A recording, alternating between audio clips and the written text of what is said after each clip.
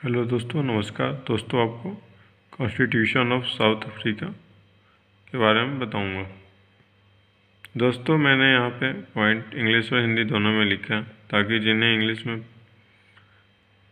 उन्हें आसानी हो समझने में वो इंग्लिश पढ़ सकते हैं, और जिन्हें हिंदी में समझने में आसानी हो हिंदी पढ़ सकते हैं। लेकिन मैं दोस्तों यहाँ पे हिंदी में ही बात करूँगा। दोस्तों, जो साउथ अफ्रीका का वर्तमान संविधान है, देश का 5वां संविधान है, और यह संविधान को 18 दिसंबर 1996 में राष्ट्रपति नेल्सन मंडेला के द्वारा संवैधानिक तौर पे घोषणा किया गया। यानी कि उस दिन मैंने संसद के सामने रखा गया, और यह 4 फरवरी 1997 से लागू हो गया। यानी कि 4 फरवरी 1997 से यह कार्य करने लगा, इसके अकॉर्डिंग ही काम होने लगे। अब जो नेक्स्ट पॉइंट है, 1961 में दक्षिण अफ्रीका ने रानी के जगह पर अपने देश में एक राष्ट्रपति की व्यवस्था की, जो उसका सबसे उच्च पद था। माने उस देश का यानी साउथ अफ्रीका का सबसे ऊंचा जो पद है वह राष्ट्रपति का पद होता है, और पहले रानी का पद था। लेकिन जैसे ही राष्ट्रपति का पद बना दिया गया, और क्योंकि वो जनता के द्वारा ही चुना जाएगा, तब से वहाँ पे लोकतांत्रिक राज व्यवस्था बन गया। अब यह एक लिखित संविधान है, जिसमें यहाँ मैंने जो भी ये संविधान है वो लिखित संविधान है, जिसमें 14 अध्याय, 244 अनुच्छेद और 8 अनुसूचियाँ हैं।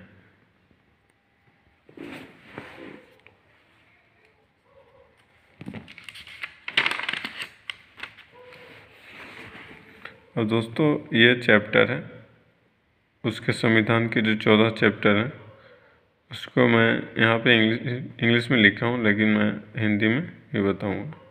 चैप्टर 1 फाउंडिंग प्रोविज़न, ये जो है ना, इसमें झंडा के बारे में, वहाँ के फ्लैग के बारे में, एंथम के बारे में ये बात किया गया। चैप्टर 2 बिल ऑफ राइट्स, यानी कि ये अधिकार के बारे में बताता है, ह्यूमन राइट, ये सब जितने भी राइट दिए गए हैं वहाँ के लोगों को, इसके बारे में बताएगा। चैप्टर 3 कोऑपरेटिव गवर्नमेंट, यानी कि सहकारी संस्थाएं जो होता है उसके बारे में बताएगा। चैप्टर 4 पार्लियामेंट के बारे में बताता है, यानी कि वहाँ के जो भी पार्लियामेंट का वहाँ जो सिस्टम है, यानी कि संसद का जो सिस्टम है वो द्विसदनात्मक संसद का व्यवस्था है। और जो निम्न सदन है उसमें 400 सदस्य होते हैं, और जो उच्च सदन है उसमें लगभग उच्च सदन 99 होते हैं।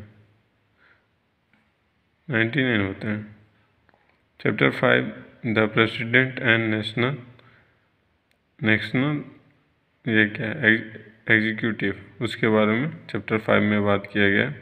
यानी कि राष्ट्रपति और जो भी राष्ट्रीय माने जो एग्जीक्यूटिव यानी कि कार्यपालिका है, उसके बारे में बात किया गया। चैप्टर 6 में दोस्तों प्रोविंसेस, यानी कि जो भी उसका माने क्षेत्र है उसके बारे में बात किया गया। चैप्टर 7 जो है लोकल गवर्नमेंट, यानी कि जो भी राज्य स्तर के या माने जो तीसरा जो स्तर होता है गवर्नमेंट का, वो वाला उस गवर्नमेंट का बात करते हैं। जैसे विलेज में, गांव का जैसे ग्रामीण वाला होता है, और शहर का शहरी में जैसे नगर पालिका और नगर परिषद ये होता है ना, तो शहर वाले क्षेत्र में होता है, और गांव वाले में वहाँ ब्लॉक स्तर का, फिर ग्राम पंचायत, इसके बारे में, तो ये लोकल गवर्नमेंट में आता है। तो यही लोकल गवर्नमेंट का ये बात किया है। चैप्टर 8 यहाँ पे court and administrative of justice. Chapter 8 में दोस्तों, चैप्टर 8 में जो वहाँ के कोर्ट है, हाई कोर्ट, सुप्रीम कोर्ट, इसके बारे में बात किया गया है। चैप्टर 9 स्टेट इंस्टीट्यूशन सपोर्टिंग ये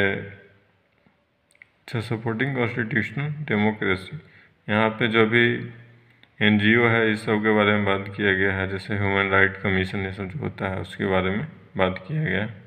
चैप्टर 10 पब्लिक एडमिनिस्ट्रेशन, यानी कि यहाँ पे जो भी माने लोकतंत्र माने पब्लिक एडमिनिस्ट्रेशन, यानी कि जो भी IS माने एडमिनिस्ट्रेटिव सर्विस में जो भी होता है उन लोगों के बारे में, उसके पद के बारे में और उसके कार्यप्रणाली के बारे में, उसके अधिकारों के बारे में बात करता है। चैप्टर 11 सिक्योरिटी सर्विसेज, यानी कि इसमें जो डिफेंस सेक्टर के बारे में बात करेगा और इंटेलिजेंस का जो भी ब्रांच है उसके बारे में बात करेगा। चैप्टर 12 में ट्रेडिशनल लीडर्स, और चैप्टर 13 जो है फाइनेंस के बारे में, यानी कि धन के बारे में बात करता है, वित्तीय व्यवस्था उसके बारे में बात करता है। चैप्टर 14 जो है जनरल प्रोविंसेस, यानी जनरल प्रोविंस के बारे में बात करेगा। ठीक है दोस्तों, वीडियो देखने के लिए धन्यवाद। और दोस्तों वैसे ही और सारे देश के मैंने बनाया है वीडियो कॉन्स्टिट्यूशन पे, आप अगर देखना चाहते हो तो देख सकते हो दोस्तों। और जैसे ब्रिक्स का जो समूह के देश हैं उसका एक अलग प्लेलिस्ट है, फिर आसियान देशों का जो समूह है उसका अलग प्लेलिस्ट है, तो जाके देख सकते हो दोस्तों प्लेलिस्ट में।